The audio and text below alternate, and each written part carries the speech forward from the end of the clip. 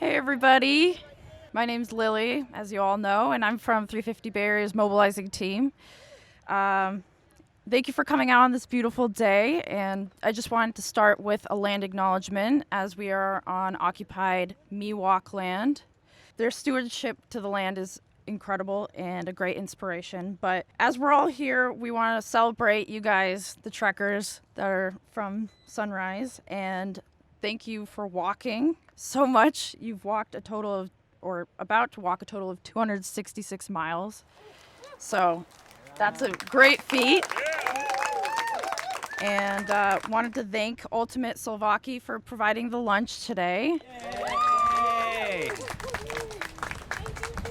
Just wanted to start introducing my friend Kevin. Him and I have been working together to fight the biggest gas station from being built here in Novato.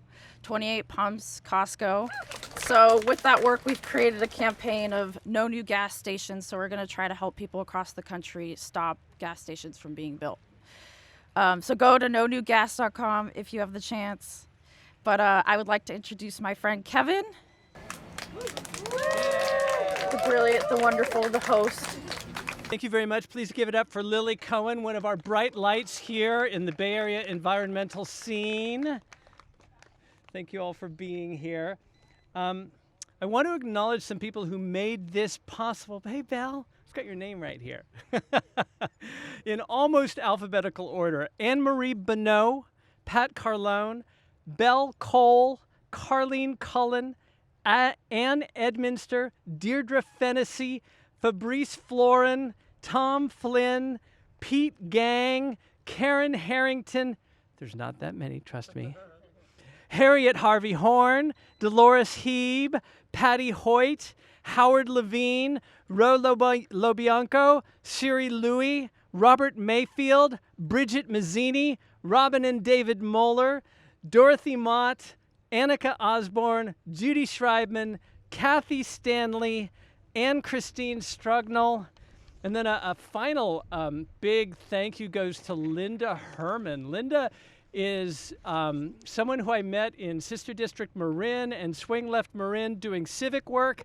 And I did not know she was such a huge environmentalist. She contributed like a third of the funds we needed to get you fed and get things set up. So yay, thank you, Linda. She's awesome. All right, ladies and gentlemen, I'm really going to just say the reason we are here is to honor these walkers. And while they continue to eat and relax for some number of minutes before we hear from one or two of them, or 3 or 4 of them, it's really up to you. I wanted to acknowledge some of our VIPs that are here. For one thing, we have Climate Reality Project Bay Area folks here. They have a little table over there. Climate Reality Project is one of those big organizations that doesn't call attention to itself because what they do is make sure other people know what's going on and how things are happening in the world of environmentalism. And I want to say Antonina Markov, past president, thank you for being here. Teron, you just snuck in. Teron McGrew, current president. Harriet, I only ever see you on Zoom. Thank you guys for being here and all of your contributions. I'm hoping you guys get a chance to talk to them, hear a little bit about what they do. In the meantime, we have some other VIPs here. Belle Cole. Yeah, it's a pleasure. Great, pleasure. And I'm so thrilled to welcome these people who did this huge trek. 3 months after Paradise, a friend and I went to Paradise and saw it. And we had arranged it with somebody who lived there and her house was gone. I'd never, ever experienced anything so shocking and overwhelming as experiencing being there at the time of the fire, right afterwards. And then to see people stopping there now, and it is rebuilding somewhat. But, and the other thing I'm happy to be here about is what we're going to talk about soon, which is this emergency climate resolution that's coming up at the Board of Supervisors meeting on Tuesday that we all should support. It's terrific. And so I just wanted to say that I'm with OFA Marin, and we're thrilled and we support you all the way. And thanks for having this occasion and for dropping in to see us here in Marin. Bye. Yay! Phil, remind us what OFA is? Organizing for action. Organizing for Action. That goes back to the Obama campaign, right? That's it. It used to be Obama for America. Yeah, a little bit of history there. Obama for America became Organizing for Action. Gotta love that. All right, so Belle, thank you very much. There's a couple other people that we're going to invite up here to say hey. I want to invite Cory Bytoff because he is the sustainability poobah in San Rafael. Poobah, that's great. I got to change the business cards. Yeah, thank you. Demonstrating, showing what values you have. But I want to just talk about power real quick. Nobody has power like young people have power, and we're ready to follow. Us older people are ready to follow. I had the pleasure of being at a council meeting several years ago where I had a really tough thing to try to pass, to switch to renewable energy. And it was going to be a challenge. It was a $90 million budget. There was $27,000 for this item. And that was only for half of our accounts. And person after person got up and spoke in favor of it. But when two teenagers got up to speak, I watched our council change on the dais and go from being not so sure they were going to do it to saying, well, why don't we do it all right now? That was the power. All these adults got up and spoke, and nothing.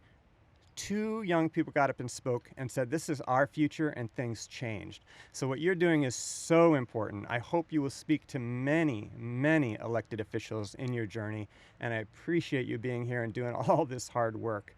Very inspiring. Thank you. As long as we're in the mood to clap for city officials, which we always are in the mood to clap for city officials, I want to introduce Adam McGill. Adam McGill is the city manager in the city of Novato, which in itself is an amazing thing. I'm just going to say, he's also running for sheriff. And the cool thing is going to be when we have someone who is in the sheriff's department who also drives electric vehicles and has a sustainability and environmental mindset and heart, that's going to make a big difference. Thank you for being that person. Thanks. Happy to be here. Thank Yay. All right. Yay. And just a couple more people. Fabrice, could you come up and say hi? I mean, if it's so, this is Fabrice Florin. A lot of you from Marin know him. He has run this organization called Green Change in Marin for how long now? Come up and say hi. Oh, it has been for it. Hello, Generation on Fire. You make us go on fire as well. We thank you for that. We thank you for leading by example. At Green Change, greenchange.net, we help each other go green, and we help inspire our communities and governments and businesses to do the same. And there's a lot of ways that we can help fight climate change. We have a list of 350 actions you can take. But one of the most important actions that we recommend, we even have a whole guide about that, is support young activists. Why? Because you are the leaders, not just of the future, but you are our leaders now. We will give you all of our resources to make it happen. But you are our leaders. We acknowledge you as our leaders, and we're here to support you and to join forces with you. So please continue to do what you're doing. It's so inspiring, and we're proud to be with you. Yay. Thank you, Kevin. Thank you, Fabrice. Teron and Harriet are co-chairs of Climate Reality Project Bay Area. Come up and welcome these amazing humans, and then we'll finish in 4 seconds. Thank you, Kevin. This is actually our first time meeting Kevin in person. So thank you for organizing this wonderful event. This is my lovely co-chair, Harriet, and we're so thankful to be here today. But most of all, we're very thankful for the youth who are standing for climate change. This is more than what you can imagine, you being here and what you're standing for and what you're doing. You are our future, and you're changing our future right now by you taking a stand and walking. This is the action that we need. Your presence, your presence, your physical presence, and having the mobility to stand for climate change, because it is an urgent matter. You guys are saying so much to the world, but most of all, to heal our planet Earth. So I want to thank you from the bottom of my heart on behalf of the Climate Reality Bay Area chapter, to your parents and everyone who's here today to witness this action that's moving and catapulting us to the future and saving the planet. But now I'd like Harriet to come and say a few wonderful words as well. Thanks, Karen. Oh, hello. Okay, there we go. So anyway, I just want to mirror Teron's thoughts and just congratulations and a heartfelt thank you to all of you for bringing awareness, for being models for climate advocacy. Using your voice and your actions are powerful.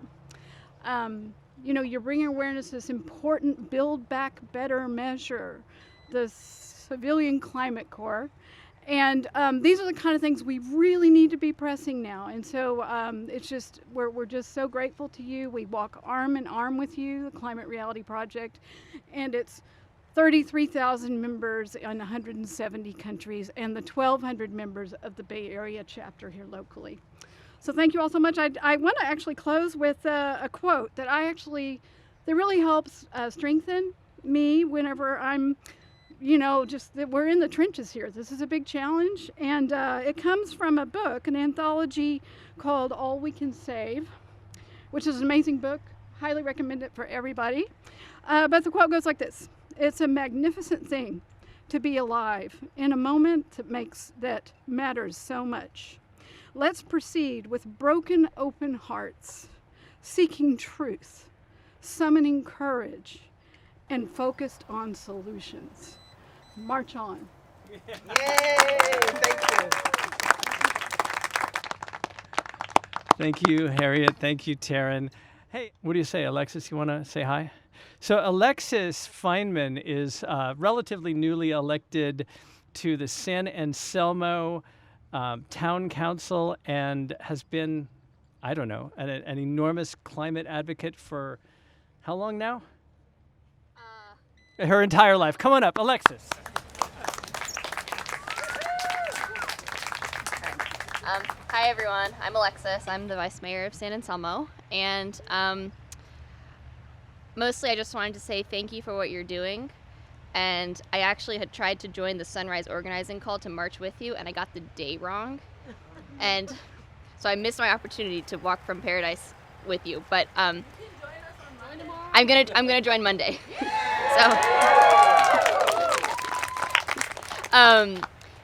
So I basically just wanted to talk a little bit about energy, because energy in physics is usually defined as the ability to do work. And obviously we need a revolution in how we energize our lives, our economy. But really, if you think about the definition as the capacity or the ability to do work, that's sort of what we're asking, or what we're demanding also, is like, give us the ability to do the work that's needed.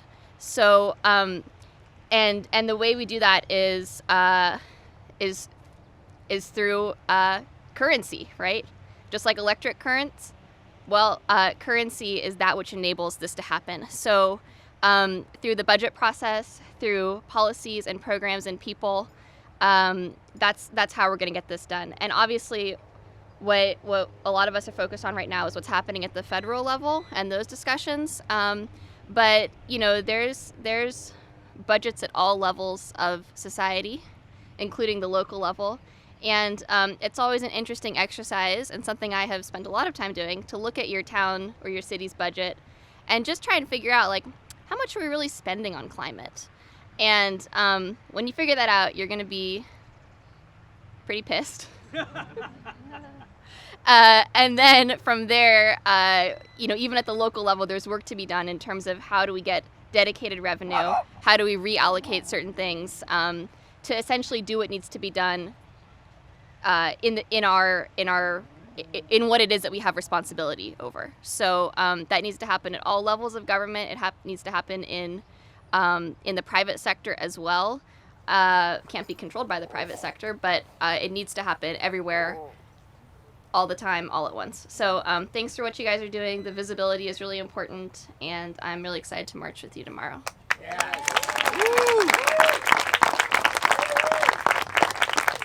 Thank you, Alexis.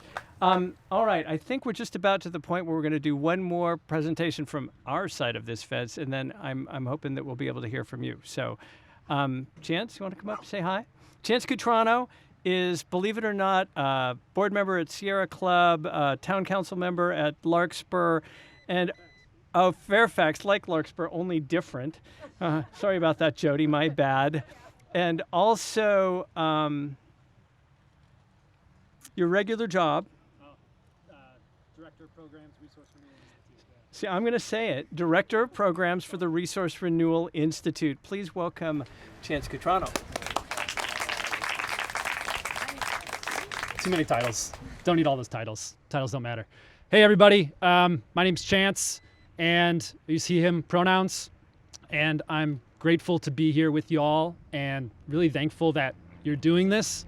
And you don't need to hear from another person right now. I'm actually really interested in hearing what y'all have been thinking about as you have been on this trek.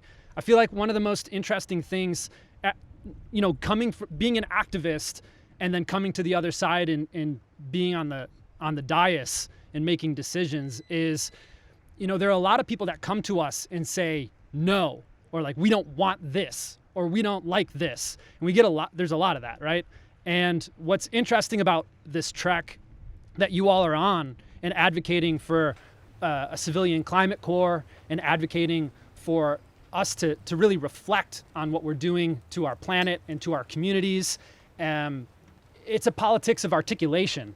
And I think that's what we really need in this moment, is not just, we don't like this flavor of capitalism. We don't like this flavor of how power and resources are allocated and distributed.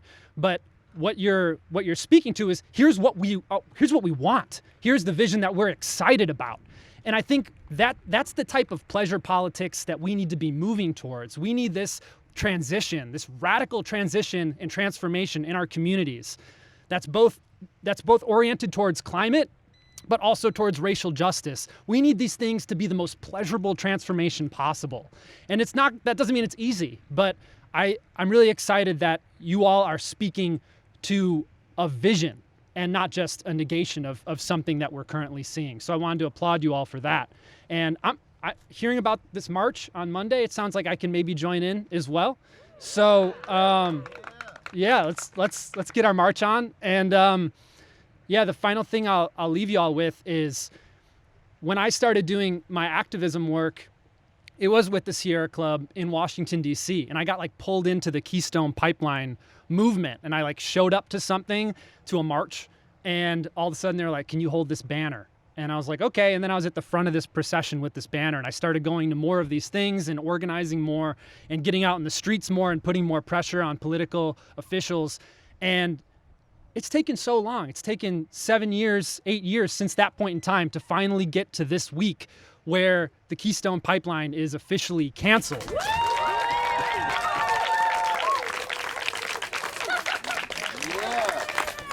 And that is the type of energy we need to consistently be bringing. Persistence is the best tool we have in this fight, in this pressure campaign. To see the world that we want and desperately need and know is totally achievable. So I just wanted to wish you well, and also cannot wait to hear what your reflections are in this time when you get the breath to actually think about what you want to see. And please share that with me individually as well as with this group. And if you ever need anything from me, or if you're ever in Fairfax, there are a number of us. Renee Goddard is another council member that I work with here in Fairfax on climate issues and racial justice issues. And we would love to have you in Fairfax at any time and wax politics and wax poetic and figure out how we can create that future together. So thank you all so much. Look forward to meeting y'all.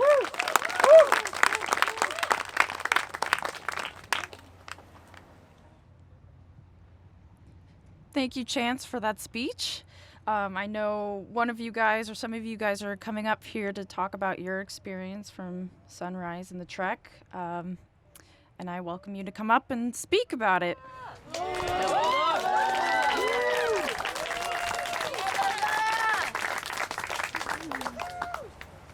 Hi everybody, I'm Lola. I use she, her pronouns. I'm 17 years old. And I'm one of the people who organized this march, and I've been walking since Paradise, California. And a lot of people ask me why I'm marching, why I'm putting my body through all of this. And I'll tell you why I'm marching. When I was, ever since I can remember, I've known about this climate crisis, and I've been terrified of it. I've seen fires devastate my community every single year in Sonoma County. And I've seen people left without jobs, without houses, and the government is not there to support them and provide that rebuilding process and that healing process that we all need. And I've always known that my future was in question, that a livable future is definitely not a guarantee. And that makes me sad, it makes me scared, it makes me really, really angry, because we have these politicians that say that they'll step up for us, they say that they'll fight for us, our futures, our air, our water, and then they make these promises and break them. And I'm sick of the broken promises. I'm sick of hearing that we'll get good jobs and the climate crisis will end and I don't have to worry. And I'm sick of seeing these politicians turn their backs on us over and over again. So that's why I'm marching. And I know that if my generation doesn't step up, then nobody else will. So I decided to walk 266 miles from Paradise to San Francisco. And I was thinking I would just share a little bit about our journey. So we started in Paradise. We had a really beautiful launch ceremony there with local organizers. We were hosted by an organizer named Alan on his godparents' property, and it was really profound to be there. The ground was this like blood red almost soil that was completely exposed, and we were looking down on the valley and everything was so barren and so scarred. All the trees were just like black skeletons.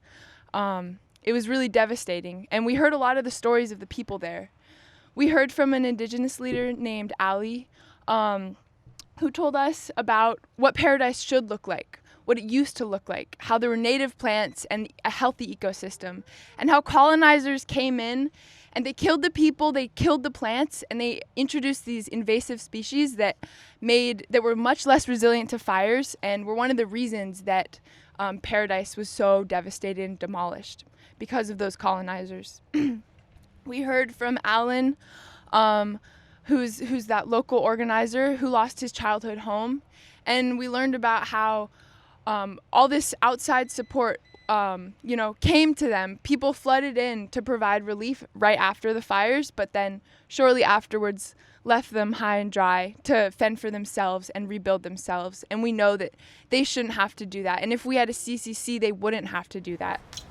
We heard from people, a very musical couple who sang us some songs, John, Michael, and Susan, who had a beautiful garden and a house in Paradise that they built with their own hands and then watched it burn just a couple years later in the campfire. And then after that ceremony, we descended into the Sacramento Valley and we walked through that for quite some time. We saw so many things, and I feel really connected with the land afterwards. It's mostly agriculture, and we walked through orchards, rivers, there were hilly pastures. We walked through big cities and small towns, and the whole time we were talking to people. We were talking to people in these communities that are suffering in the hands of our politicians and suffering in the hands of these greedy politicians and this corrupt system. And so, for example, we talked to a man in Orville named Bob, who's a climate refugee. He had a house in Paradise, and he lost it in the campfire and has never been able to go back. We talked to a woman named Shannon who actually had Trump pen sign in her yard. We didn't think that she would support us, but she was so inspired by what we were doing because she knows more than anyone in her community that they need good jobs. And she told us she doesn't know how Gridley would be able to rebuild after a fire if it hit. So even though we are told that to hate other people and we're divided, I know from talking to Shannon that we can unite and we will unite around this vision of a better world, a safer world, a stronger world. We also talked to a man named Travis in Yuba City who's a construction worker, and all he wants to do is go back to school, but he doesn't think he ever will. And he told us he thinks that the government should provide jobs so that we can rebuild. So I collected all these stories, and we also went to Sacramento. We were hosted by the Sunrise Hub there. We had a beautiful action, and we got to talk to them about the organizing that they're doing.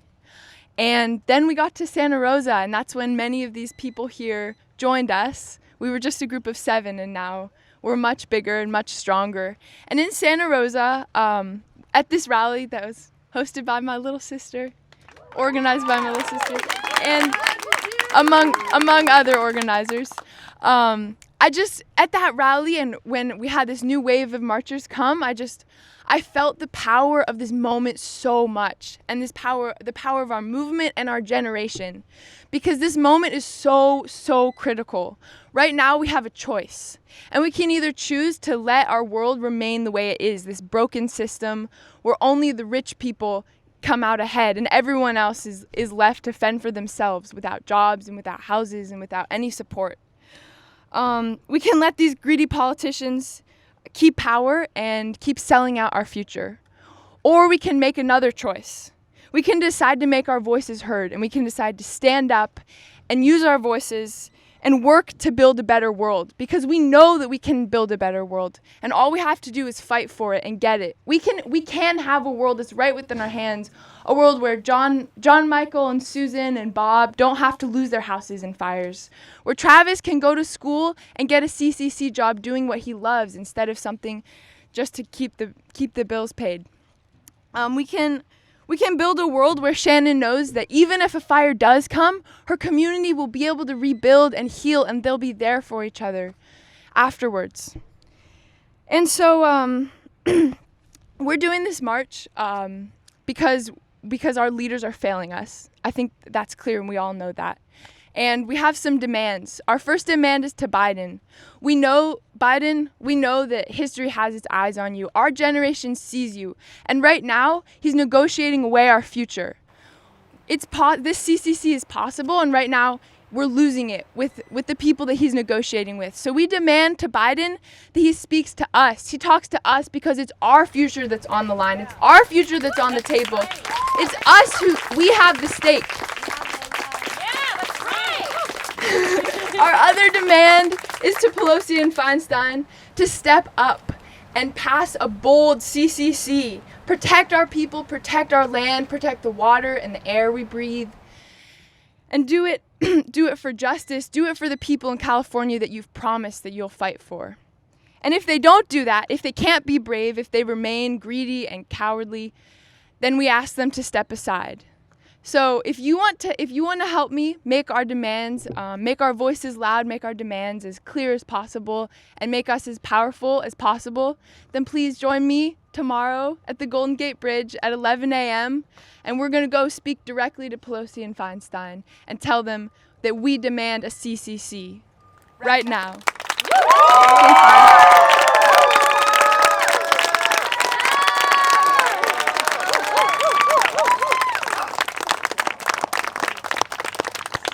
Okay, so I'm guessing you're going to be the only speaker today, right? Okay, then. Y'all are doing amazing work, remarkable things. There's nothing more that needs to be said except... Everybody, let's give a big round of applause to everybody who made this happen. Marchers especially. Yay! We're gonna rise up till it's one. When the people rise up, Hell will happen. then the powers come down. When the people rise up.